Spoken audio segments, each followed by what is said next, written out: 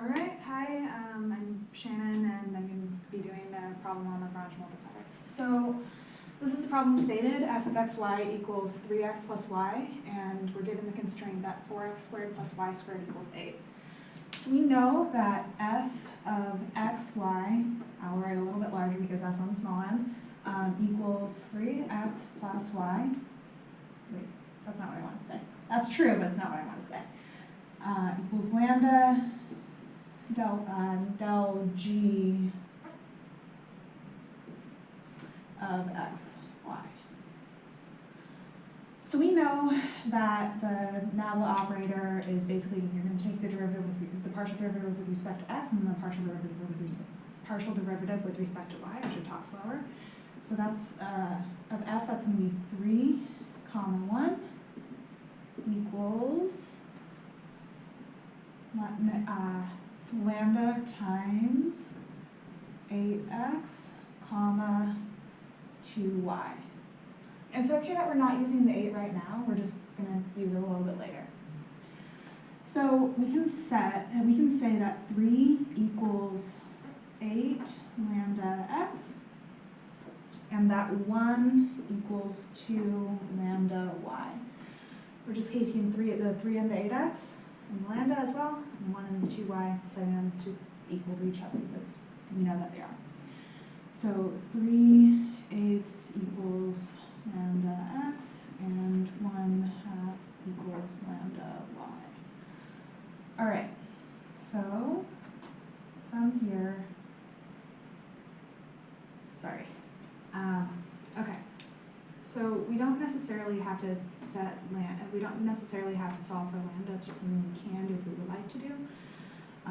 And it looks like it's going to be our only option at this point because I can't see a way to set these two equations equal to each other on their own. Otherwise, because we don't know that x equals y. This is going to give us problems if x or y is 0, but hopefully it won't be.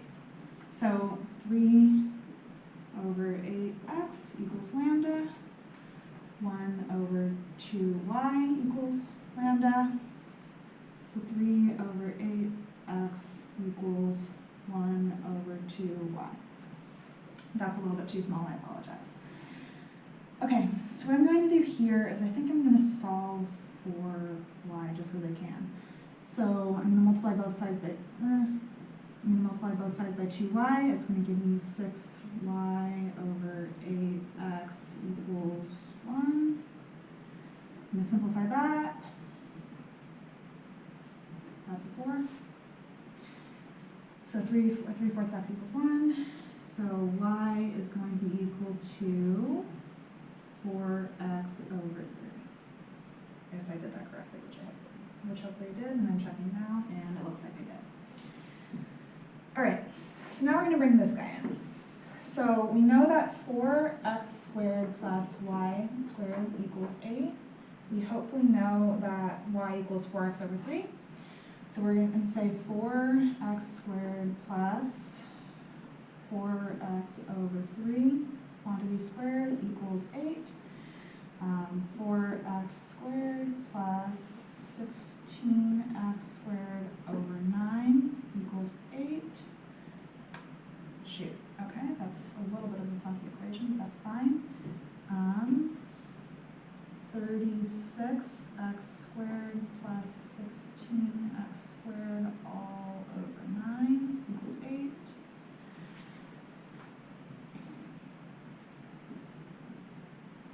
What's 36 plus 16? 42? 52? 52? Okay, great. It took a while, but I got there. Thank you. So 52x squared equals 8 times 9, which is 72. There's some simplification that can go on there. All right, that's going to be 26x squared equals 72 divided by 2, so that's 36. I could have gone more.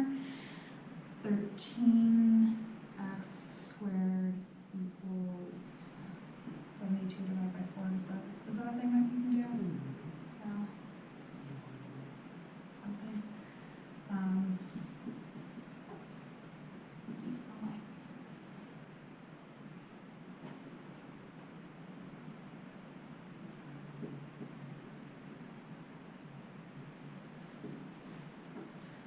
think that's as much as you can go. I'm fumbling this problem so bad, I'm so sorry. So x equals quantity root 18 over 13. That's not the right answer, I'm so sorry. Did it save all that previous footage? Yeah. Okay, brilliant. So, different problem that I was looking at, which is why I thought it was wrong, but that's okay. So x equals plus or minus 18 over 13 quantity root.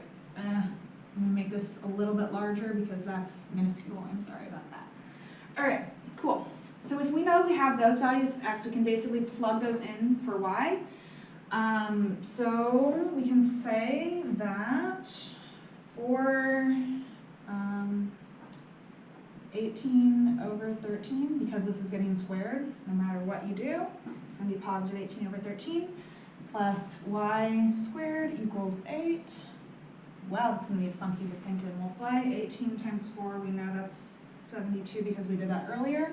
So that's 72 over 13 plus y squared equals 8. I don't know what 8 times 13 is. I'm going to do it the long way. 24. Okay, hopefully I'm doing my basic multiplication right.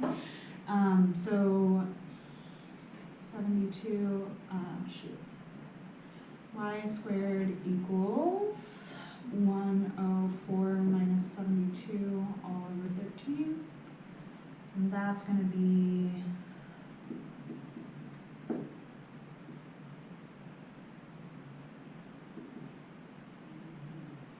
32.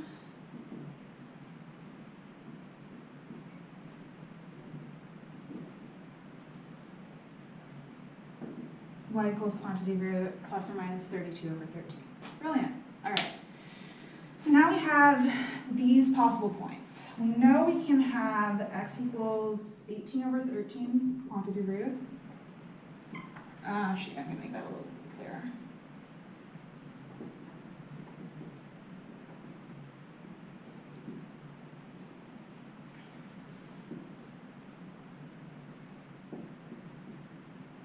That's supposed to be 13. And 32 over 13.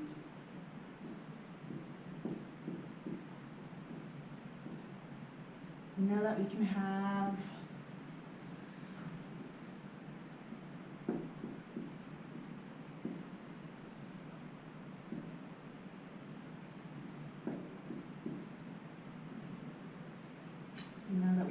and it's going to be a little bit tedious when I'm writing this stuff down, but that's fine. That's all within the root if that wasn't super clear. Just going to do that.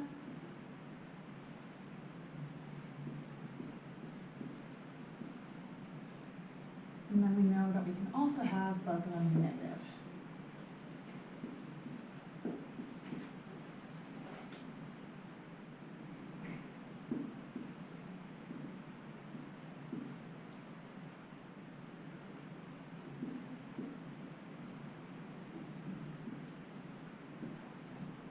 So those are possible points. We're going to have to plug them in, all of them in, to see if we're going to get a max or min. There could potentially be 2 of them that'll give us a max or a min, but like for instance, 2 of them could give us a max and 2 of them could give us a min.